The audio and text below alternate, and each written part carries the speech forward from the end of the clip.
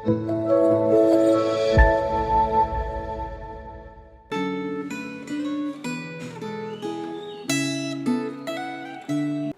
saudara-saudara sekalian.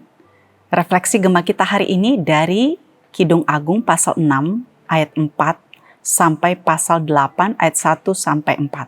Saya akan mengajak kita merenungkan pasal 7 ayat 1 sampai 4 saja. Namun saya tetap mendorong setiap kita untuk tetap membaca keseluruhan bagian perikop ini dan merenungkannya. Namun sebelumnya mari kita berdoa terlebih dahulu. Mari berdoa. Kami bersyukur untuk kesempatan membaca dan juga kembali merenungkan firman-Mu pada hari ini Tuhan. Kami berdoa, Roh Kudus yang menolong setiap kami, sehingga apa yang kami baca dan kami renungkan ini, kami boleh mengerti dan kami juga dimampukan untuk bisa melakukannya di dalam kehidupan kami setiap hari. Berkati setiap kami Tuhan, dalam nama Tuhan Yesus kami sudah berdoa. Amin. Kidung Agung pasal 7 ayat 1 sampai 4. Betapa indah langkah-langkahmu dengan sandal-sandal itu, putri yang berwatak luhur. Lengkung pinggangmu bagaikan perhiasan, karya tangan seniman. Pusarmu seperti cawan yang bulat, yang tak kekurangan anggur campur. Perutmu timbunan gandum, berpagar bunga-bunga bakung. Seperti dua anak rusa buah dadamu, seperti anak kembar kijang. Lehermu bagaikan menara gading, matamu bagaikan telaga di Hesibon, dekat pintu gerbang Batrabim. Hidungmu seperti menara di gunung Libanon, yang menghadap ke kota Damsyik. Saudara, ketika kita membaca kitab Kidung Agung ini, kita bisa melihatnya di dalam pemahaman merayakan kehidupan cinta manusia, di mana keintiman seksual termasuk di dalamnya. Dan di dalam perspektif Yahudi, saudara, intimasi seksual dan pengenalan akan Allah adalah sesuatu yang tidak bisa dipisahkan. Walaupun di dalam zaman kita sekarang ini membicarakan seksualitas adalah sesuatu yang mungkin masih tabu. Nah, ayat-ayat yang tadi kita baca adalah merupakan puji-pujian mempelai laki-laki kepada mempelai perempuan, di mana dia membayangkan ketika pulang dari peperangan, disambut dengan tari-tarian dan mempelai laki-laki, saudara, menikmati akan hal itu.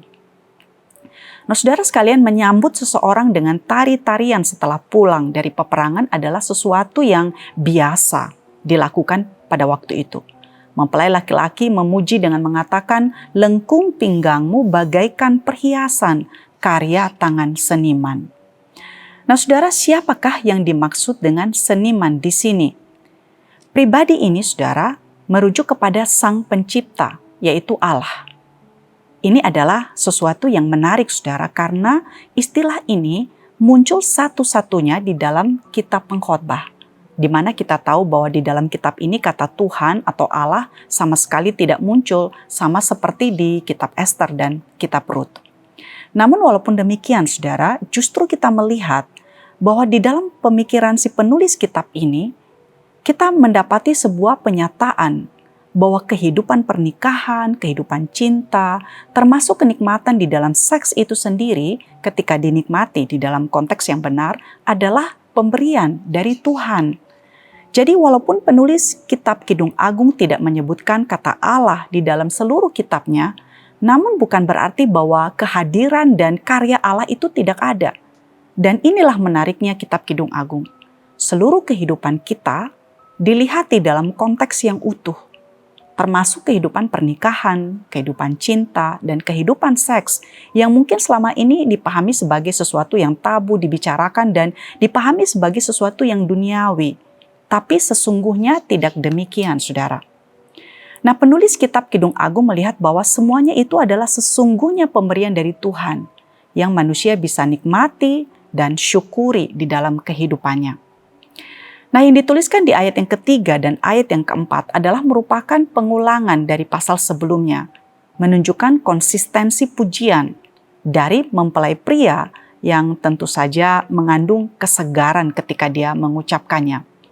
Dia kemudian mengatakan, matamu bagaikan telaga di Hesibon. Nah, Hesibon adalah telaga, saudara, atau sumber air yang mengandung keindahan yang alami.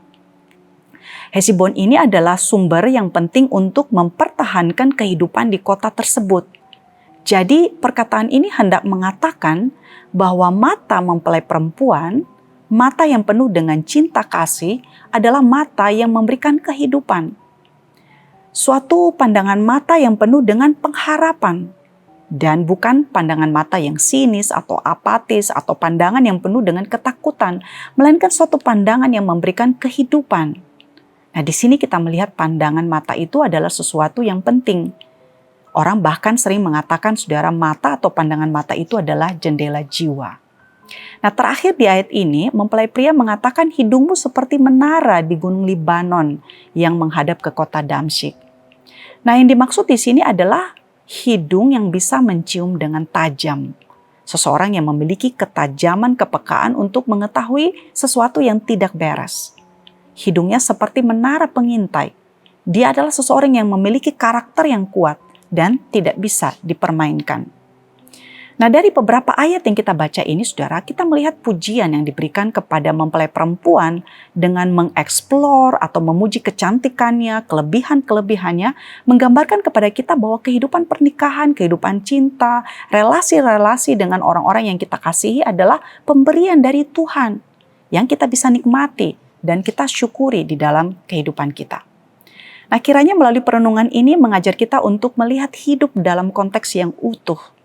Bahwa semua hal yang Tuhan berikan adalah sesuatu yang baik, yang kita bisa nikmati dan patut kita syukuri di dalam kehidupan kita ini. Amin. Mari kita tutup sekali lagi di dalam doa. Terima kasih untuk firman-Mu pada hari ini bagi kami. Terima kasih untuk perenungan dari kitab Kidung Agung ini, Tuhan. Kami belajar untuk melihat bahwa hidup ini banyak hal yang Tuhan berikan kepada kami adalah sesuatu yang baik dan kami belajar untuk melihatnya di dalam konteks yang utuh. Termasuk hal-hal yang mungkin selama ini dianggap sebagai sesuatu yang duniawi atau tabu untuk dibicarakan dan dipikirkan. Terima kasih untuk perenungan ini. Tuhan tolong setiap kami untuk menghargai dan juga menikmati dan mensyukuri relasi-relasi yang Tuhan berikan dan anugerahkan di dalam kehidupan kami di dalam dunia ini. Dalam nama Tuhan kami Yesus Kristus, kami sudah berdoa. Amin.